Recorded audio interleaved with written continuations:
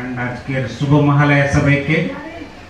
পূজা প্যান্ডেল অনেক ভালোভাবে লাগছে এন্ড সুন্দর মতো ডিজাইন করেছে, ন্যাচারালি লাগছে, অনেক ন্যাচারাল লাগছে, খুব ভালো লাগছে। এন্ড গত বছরে আমি এখানে এসেছিলাম, এই বছরে আপনারা ইনভাইট করেছিলেন, thank you for your invitation. And পূজার দিনগুলো আপনারা ভালো করে কাটুন, সুস্থভাবে থাকুন এন্ড এনজয় করুন পূজার দিনগুলো। এন্ড সবাইকে আবার একবার শারদীয় শুভেচ্ছা, ধন্যবাদ।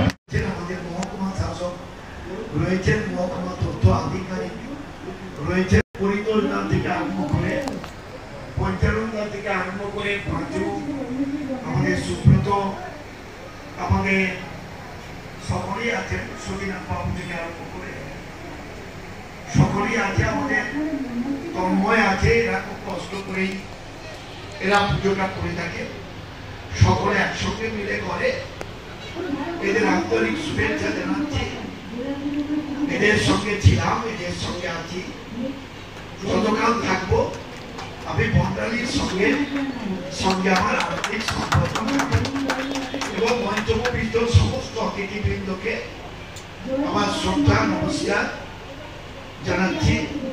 আমি চাই আগামী দিনগুলো আমাদের কাকদ্বীপের পুজোয় সকলে মিলেমিশে একেবারে একাত্ম হয়ে আমরা আমাদের কাকদ্বীপের সংস্কৃতিকে আমরা সকলে ধরে রাখবো। এই কয়েকটা কথা বলে আপনাদের অভিনন্দন জানিয়ে আমার কথা আমি এখানেই শেষ করছি। মাননীয় মুখ্যমন্ত্রী মমতা বন্দ্যোপাধ্যায় আমাদের সকলের অভিভাবিকা।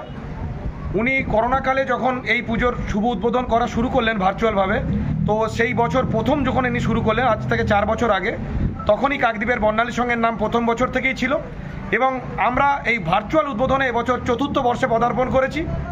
তো আমরা খুবই আনন্দিত যে আজ মহালয়ার পুণ্য লগ্নে পিতৃপক্ষের অবসান ঘটিয়ে যে মাতৃপক্ষ বা দেবীপক্ষের যে সূচনা হলো, এই সুন্দর ঘন মুহূর্তে যে আজ আমাদের পুজোর শুভ উদ্বোধন হলো, তার জন্য আমরা আমাদের বাংলার মুখ্যমন্ত্রী মাননীয় মমতা বন্দ্যোপাধ্যায়কে আমাদের বর্ণালী সংঘের পক্ষ থেকে শুভ শারদীয়ার প্রীতি শুভেচ্ছা আন্তরিক অভিনন্দন জানাই আমরা।